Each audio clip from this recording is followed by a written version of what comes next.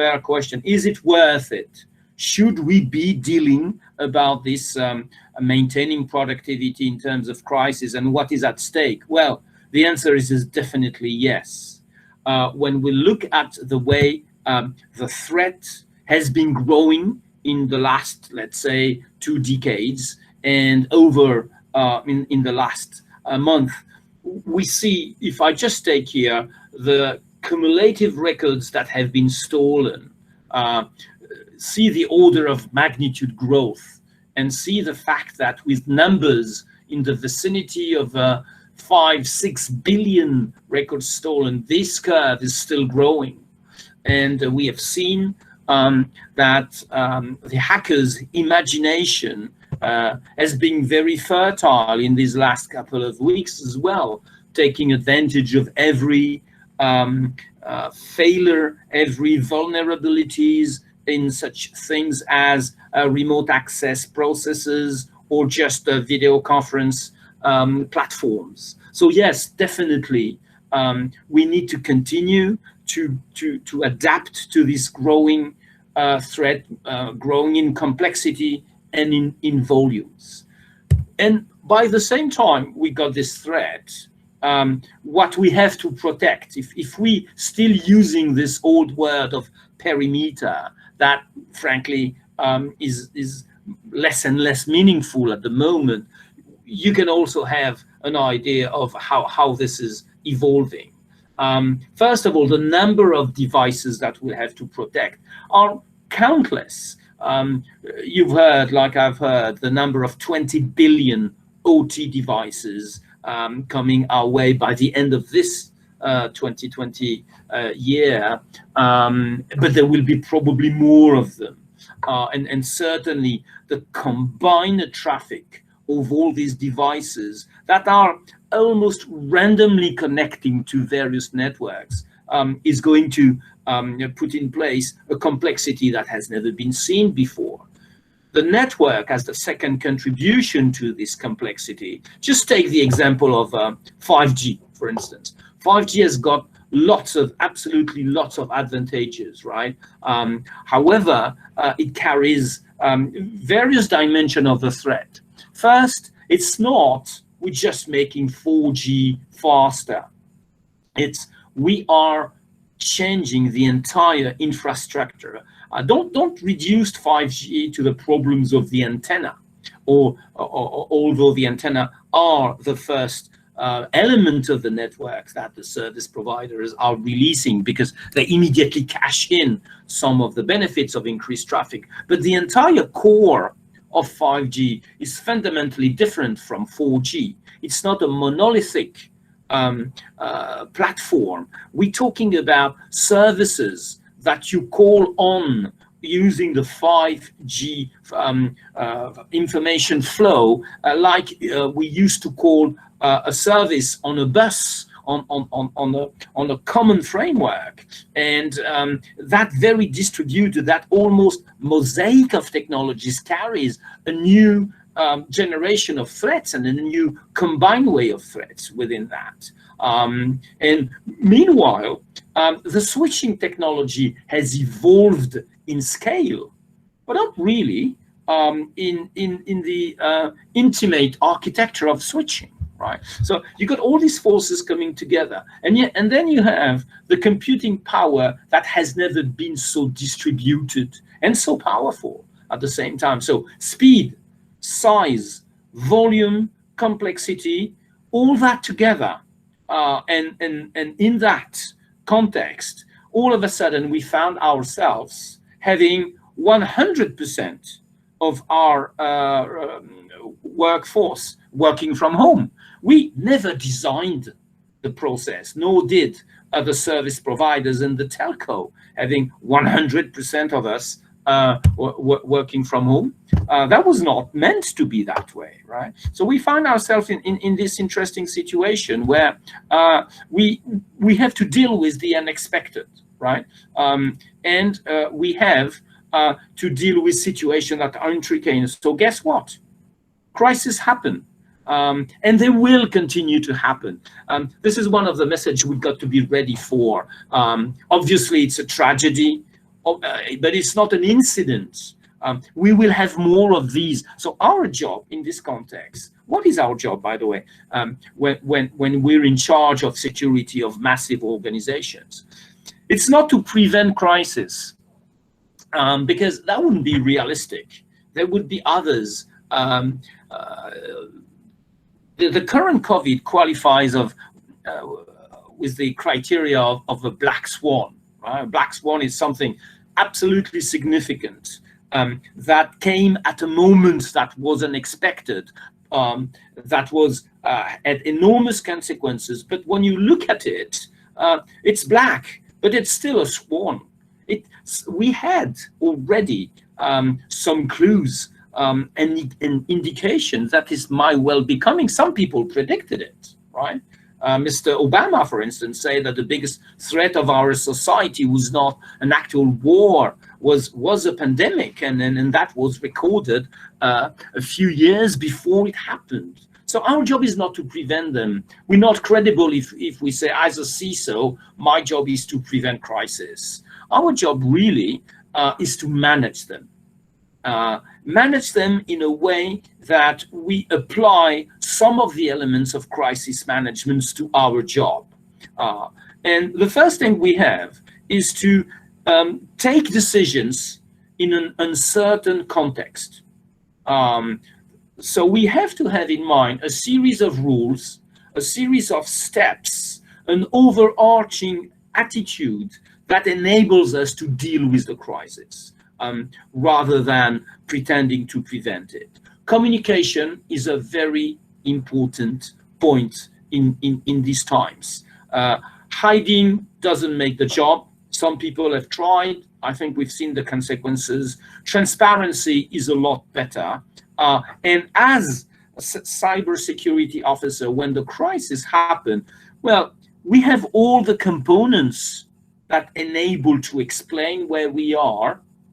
And what we have to do is to associate these components and draw a roadmap of exit and organize business and relationship continuity as we go about executing this roadmap.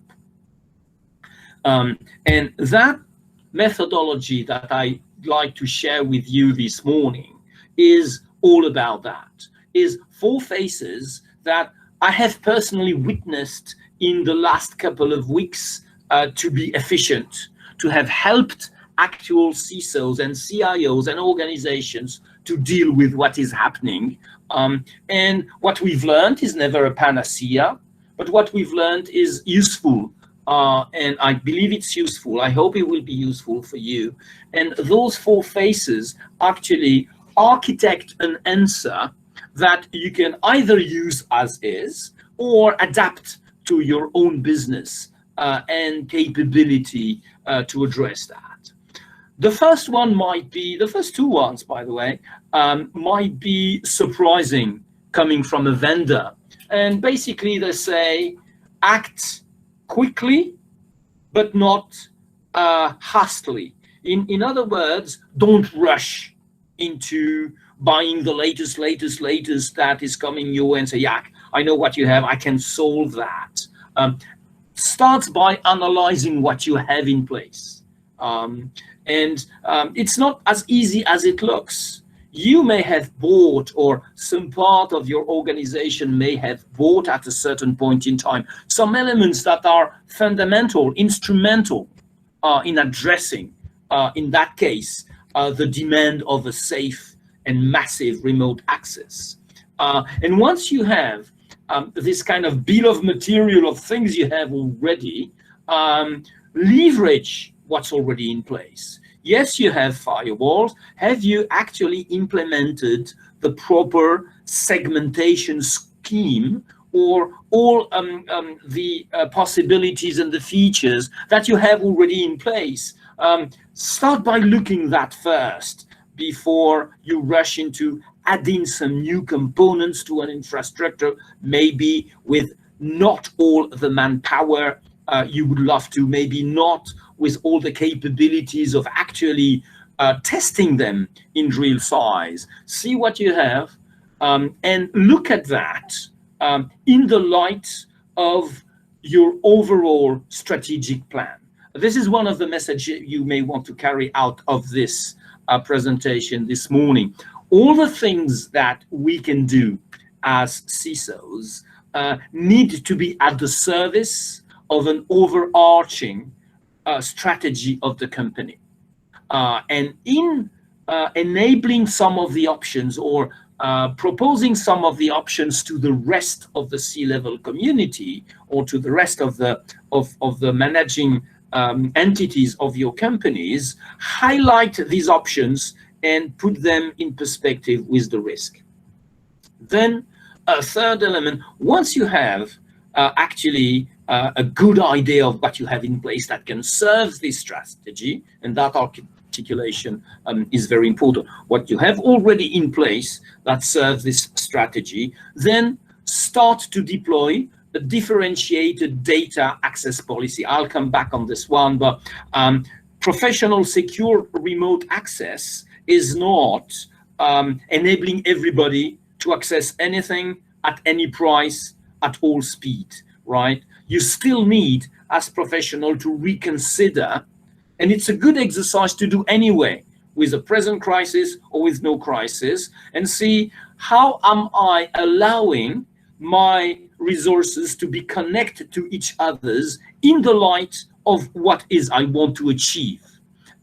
In other words, at the same time you put yourself in a situation to act at the service of a strategy, you provide options on how to do that. It's a completely different posture than being finger pointed because it's not going fast enough, or being finger pointed because just a big flow, a big vulnerability has been detected. Is offering options in the light of risk we are willing to take, and in the light of risks we're not willing to take.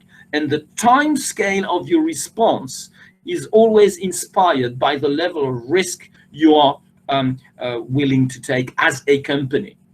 Once you got these options on the table, have the other big boys sitting at the C-level table to choose, and then in front of these choices, there is a certain risk that has to be assumed, and this is how you put in place your roadmap.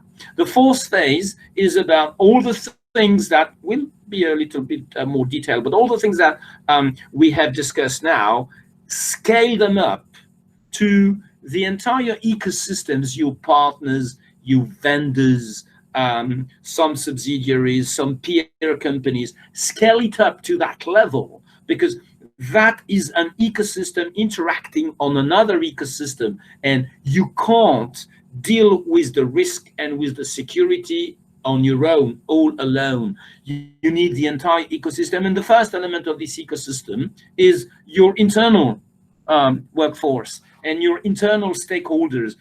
We have a role of convincing, of rallying, and then implementing it on a larger scale. So let's go into a little bit more in detail and see what we got in these different phases. Analyzing the capabilities is one thing, but the most important is do that versus a management plan that you share with the rest of the company. Network performance is always a dilemma between many things. Speed has a price. Speed has a price in terms of risk. Speed may have a price if you're not properly equipped in terms of cybersecurity, and we don't want to compromise on that. That's one of the things, one of the elements of the fort we need to hold here. So the response time of current application, is it good or not good is not the problem. Is it in line with where the money is coming from and what the business priorities establish? And if you think the business priorities are not sufficiently established, then think again and come back to the people with various options. Do you want these applications to go first, if I had to prioritize, or that application to go first? You can do both, right?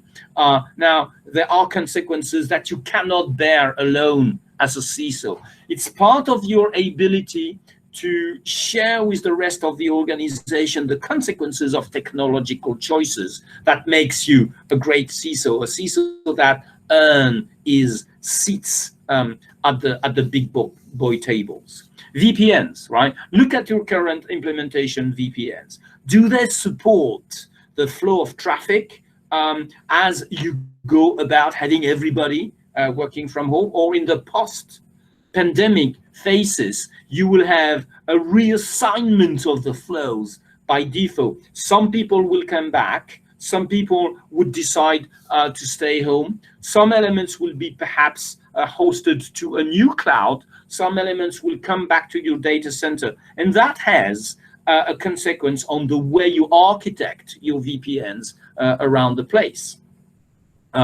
Look at the price. It's always good, by the way, to evaluate the prices of lease lines. But that is a particularly good moment to ask yourself the questions, right?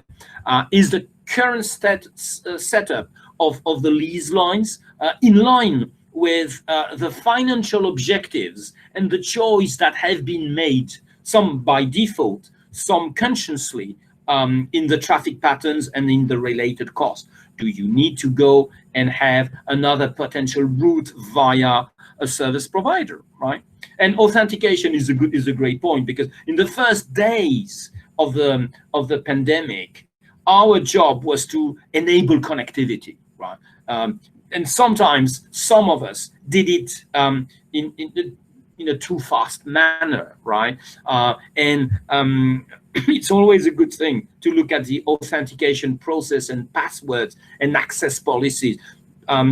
We're all in a rush to reestablish business, and after the pandemic, we'll all be in a rush to try to catch up with some of the business we might have lost. But at the same time, let's not give up and think of a ramp up of remote working and reflect that on the authentication process.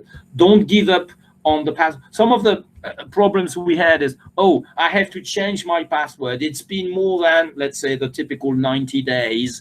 Now, I can't do it, right? So we had lots of these coming to our customers' support centers, which just people did not implement the VPNs. They had been working, maybe some of them for years, without actually implementing the VPNs. And from the other side, the traffic was authorized. That's a good way to come back to these practices with perhaps something aligned with what is the risk we are willing to take in this instance. And it also means don't overdo it. Yeah, our job is the balance between the performance and the risk. Fortinet can help by having technologies that enable to put so further the boundaries of the limitations of this choice, by having, for instance, dedicated processes that deal with the security stack as some others deal with the network stack. So you have very marginal performance issues as you go about implementing, for instance, sophisticated authentication or antivirus procedures. However, there's no panacea. You really have to deal with this balance of choice and communicate this balance of choice in the stage one. The second thing is, as we said earlier, you may have already, thank you very much, you may have already lots of these devices, features, policies in place. Are they in place everywhere? Are they in place? Let's take segmentation, for instance. In some cases, this is a good example of how, for instance, segmentation is a good way to prevent an attack coming from one end to spread completely east-west all across your network. However, segmentation has to be dealt with your company policy, usage, and ability to generate value. You can't say, I will not allow human resources servers to be accessed by marketing. That's the law, because it's been done in another company with success, so we apply it. Maybe in your case, I could think of at least 3 or 4 good examples when one fraction of the information hosted in the typical human resources, IT resources, could be used with profit with marketing, and vice versa. So apply this segmentation policy in accordance to the way you go about generating value, doing business, hence taking some risk. If there was one definition of what the C-level executives do on a daily basis, is just analyzing risk and taking risk. This sentence that in the early 2000s was overused, like a zero risk strategy for senior people, it's just a matter of a joke. Zero risk means zero business. Yeah, you close everything, no traffic, no problem. We know it doesn't work like that. So this is when your ability to leverage your segmentation plan with some of the features you may have already in place in some instance and not in other instance. You have with a crisis, you have the mandate, you have the mission, and you have the opportunity to revisit that in the line of what is it really the level of risk you want to take. Same thing for application usage. There are very sophisticated ways of protecting data still in the usage of an applications. You may have some of your partners using one part of the database. You take Salesforce, for instance. It can be beautifully segmented. It can be beautifully not only segmented from a network perspective, but from an application authorization perspective when properly aligned with where is it you're making money and where is it you are likely to take some risks in the information, and where you say, no, here, I don't want that information to be accessible, except by a very limited number of people. You have the mandate to do that in the light of a crisis, so use it. Then comes the time of saying, okay, this is all I have. This is how I can leverage what I have in place. Maybe there, at this point in time, I introduce some new technologies, some new policies, some new practices, and then I, for instance, deploy a differentiated data access policy. Generally, I see 3 types of users. General users, this is 90% of the workforce. It's Office standard applications. They need access to enterprise clouds through VPN, and they would use at least they would use a 2-factor authentication policy. Okay. Then you have the power users, those with direct impact on productivity, and that, for instance, customer facing. And it can be people in a call center. It can be people in a support center from your own products, not only IT products. And then you have those who are actually manage, re-architect, resegment, and they need to have differentiated rights. And it's not a good idea just to make sure the entire engine of the company works to over-authorize users and not to apply this segmentation in the access rights and in the data access. I've seen lots of data breaches coming just from, and sometimes it was innocent. It was not necessarily malicious. It was not purposely done, but just because it was too open or not appropriately distributed to find some of very confidential information out there in some part of the cloud that was too accessible. So this differentiated data access policy, crisis times, good sides, and this is one, enables the CISO to rethink in the light of the company strategy, using the IT resource. And then once you have that in place, in your company, in the site, scale it, but still keep the visibility of what's happening. Another key important word, I believe, in this methodology is keep visibility. It's okay to beta test. It's okay for a few hours to see how an application behaves when you have that level of segmentation, that new level of segmentation. Now, you need to be able to take all the lessons from the use. You need to be able to look at the statistics. You need to be able to see how the indicators of compromise evolve. You do that, and then you can extend it outside. You can impose that to some of your vendors. You can strongly recommend it to some of your peer companies, and operate in two directions that are very beneficial for the role of the CISO. First of all, you increase the level of security all around place and to your extended enterprise, and you stay in command. You are still seen as the entity that consciously takes the proper level of balance, performance, and security. And it becomes a lot easier to communicate internally once you have this visibility and those indicators in hand. And you can do that in very distributed environments. It's never a good news, for instance, for users to learn that, or to realize that his access to his beloved application that makes his bread and butter as a user is slightly slow induction.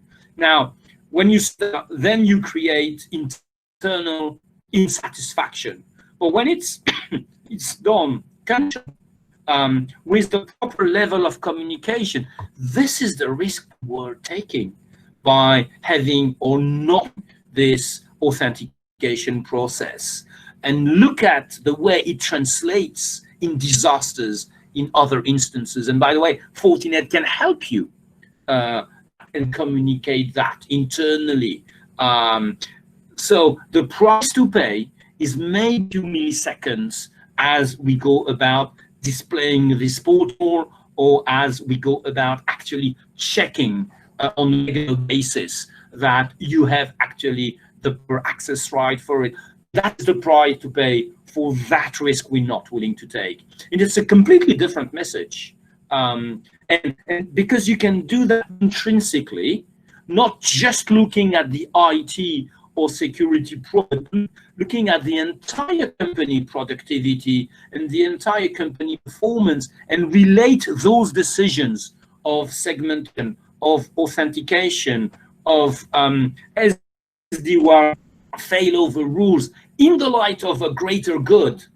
Then you have with you the stakeholders that internally and externally are served by this policy. And that puts you in a completely different, you're not just a policeman, you're a policeman serving an idea, serving a plan, and you have the backup of everyone as you go about doing that. All right. Just to finish on this first part of the presentation with 3 golden rules of business continuity in terms of crisis, in the after crisis. The after crisis is even more crucial than the way you're managing the crisis so far. Are the 3 following, in my opinion. First is, don't trade speed for security. You are under pressure to act quickly. It doesn't mean you lose all your good practices. Security has to be at the center. Nobody will blame you for putting security at the center, providing that you can explain the consequences of the decision that has been taken as a company in the light of the company strategy. Always put visibility on your side. You can empower more segments, remote workers, vendors, because you have to deal with a crisis problem, but do it consciously and come always back to your dashboard and say, yes, we've authorized that, but we've accelerated this part of the treatment of the application, and hence it has an impact on the overall activity that is part of another KPI. So once you have this visibility, you're in a situation to explain, you're in a situation to communicate transparently, and sometimes you do need this visibility for compliance purposes. The government entities love to see that even if you were under a threshold, you working at progressing in the right direction, and then there would be the fine you may incur at this point in time, maybe 2 orders of magnitude less if you can show you're doing something about it, you're monitoring it. So visibility is great for you to take the choice, to explain to the others internally, and sometimes to respond to some audits questions. Remember, in our job, it's not if it will happen, it's when it will happen. So the moment something happens, whether it's minor or not minor, when you can show indicators of compromise that are raising according to a plan you've put in place, you're in a completely different place. And the last thing is, we're not preaching here for a monopoly. Fortinet has got one of the more opened ecosystems in terms of API vectors, an ability not only to retrieve a tautology from other network or switches vendor, but also remember, we exchange information with all the firewalls and security devices in the world, and not only Fortinet ones. We've created this cyber alliance where anytime something new is found in terms of threat, we don't monetize it. We evaluate it under 3 criteria: how often, how devastating, and how new. And when it gets over a certain threshold, we make it public and we distribute it. We load it up an open platform so that the rest of our customers, but also the rest of people using the same type of technology benefit from this knowledge. So don't trade speed for security, choose visibility, and open is better. Open is always better. In IT, all the big things of the IT world, including back in the early 90s, the IBM PC, up to today, the cloud and open architecture have always brought good things to the IT and to the security world.